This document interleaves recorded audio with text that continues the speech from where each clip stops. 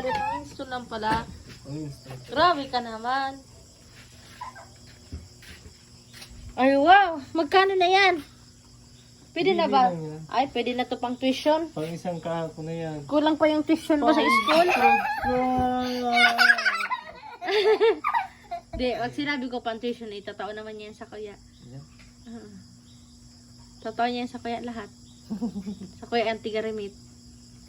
Mami, ilagay mo yung kamay mo dito. Ganito mo. Dapat dito, oh. Yan. Nanagas ka. Hello? 20, 10 pesos. Hello? I can't believe that mahawak ako niyan. Joke lang. Mami? Hala, ang dami, puro piso.